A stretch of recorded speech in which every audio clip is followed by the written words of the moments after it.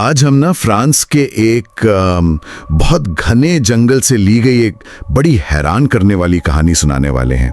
ये the bell ringer of the French forest के नाम से मशहूर है। हाँ, ये जून 2019 की बात है। बेला नाम की एक लड़की थी, 18 साल की। कॉलेज का पहला साल खत्म हुआ था तो वो गर्मियों की छुट्टियों पे घर आई हुई थी। और उसका घर था मतलब पहाड़ों में एक छोटा सा टाउन था उसके बिल्कुल बाहर, और साथ ही एक बहुत बड़ा जंगल। वो बचपन से जानती थी उस जंगल को। हाँ, बचपन से। और उसकी एक फेवरेट जगह थी वहाँ जंगल के बीच में एक लेक थी। लेकिन वहाँ पहुँचना वो आसान नहीं था शायद। बिल्कुल नहीं, बड़ा अजीब सा, जैसे कोई सीक्रेट रास्ता हो। पहले कार से उतरो, फिर सड़क के किनारे से ना सीधा दरख्तों में घुस जाओ। अच्छा। हाँ, फिर एक छोटी सी नदी आती थी, उस तक पहुंचो, फिर जानवरों के बने हुए कच्चे रास्ते थे, उन पे चलो। मतलब प्रॉपर कोई हाइकिंग ट्रेल नहीं था? नहीं, फिर नदी के साथ साथ चलते रहो, एक बड़ा रिवर आ जाएगा और फिर उस रिवर के किनारे किनारे चल के लेक तक। कम से कम 2 घंटे लगते थे। 2 घंटे? तो इससे ये पता चलता है कि वो जगह कितनी अलग थलग, कितनी तन्हा थी। बेला कहती उसने वहाँ पे सिर्फ अपने घर वालों को ही देखा था। बहुत ही प्राइवेट फील थी उस जगह की। बिल्कुल, ये तन्हाई, ये आइसोलेशन बहुत इंपॉर्टेंट है आगे की कहानी के लिए। हाँ, ये स्टेज सेट करती है। तो जून 2019 में बेला कॉलेज से आई और फौरन उस लेक की तरफ निकल गई।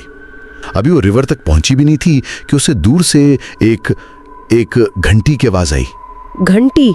जंगल में? हाँ, पहले सिर्फ एक बार बजी, फिर लगातार बजने लगी, लेकिन अजीब तरह से, बेतरतीब, और आवाज काफी ऊंची थी। मतलब किसी कुत्ते बिल्ली के गले वाली घंटी नहीं थी ये वाकई अजीब है। इतनी अलग थलग जगह और ऐसी आवाज, इसका क्या मतलब हो सकता है? कोई इंसान, कोई जानवर? बेला को भी थोड़ा तजस्सुस हुआ। वो आगे बढ़ी, लेकिन फिर आवाज एकदम बंद हो गई, खामोशी। और फिर थोड़ी देरी बाद उसे नदी के किनारे ना एक ऊद बिलाव, एक बीवर मिला, लेकिन उसका सर नहीं था। क्या? सर कटा हुआ? हाँ बिल्कुल। और जो गर्दन पे कट था ना, वो इतना साफ था जैसे किसी बहुत तेज नाइफ से किया गया हो। सर गायब था। ओह गॉड। और सबसे अजीब बात, वो लाश बिल्कुल ताजी थी, बॉडी अभी नरम थी, मतलब उसे अभी अभी मारा गया था। तो वो घंटे की आवाज और ये उदबिलाव, इनका टाइम और जगह का कनेक्शन बड़ा अहम है। इसका मतलब तो यही हुआ कि जिसने भी ये किया वो वहीं के करीब ही था। एग्जैक्टली। बेला भी बहुत बेचैन हो गई, लेकिन शायद उसने सोचा होगा कि पता नहीं क्या है। वो लेक तक गई, लेकिन जल्दी वापस आ गई घर। थोड़ी डरी हुई थी। अंडरस्टैंडेबल है, बिल्कुल। ऐसी सिचुएशन में डर लगना नेचुरल है। हम अक्सर ऐसी चीजों को एक्सप्लेन नहीं कर पाते तो इग्नोर कर देते हैं। खैर, फिर तकरीबन 1 हफ्ता गुजर गया। बेला घर पे बोर हो रही थी, तो शाम के कोई 6 बजे, वहां फ्रांस में गर्मियों में 9 बजे तक रोशनी रहती है, उसने सोचा चलो दोबारा लेक चलती हूँ। अकेली? फिर से? हाँ, लेकिन इस बार रास्ते में मौसम खराब हो गया। तूफान, तेज बारिश शुरू हो गई। वो तेजी से चलती रही। वो उदबिलाव की लाश अभी तक वहीं पड़ी थी। अच्छा। जब वो रिवर तक पहुंची तो रात के 8 बज चुके थे। अंधेरा हो रहा था, बारिश भी तेज थी। तो उसने सोचा नहीं, अब वापस जाना चाहिए। सही फैसला था।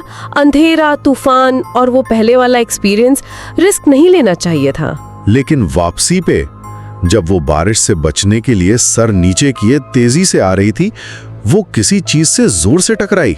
किस चीज से? उसने सर उठाया तो वही उदबिलाव की लाश थी, मगर इस बार वो एक रस्सी से लटकी हुई थी, और उसका जो कटा हुआ सर था ना, हाँ, वो उसके पंजों पर सिला हुआ था।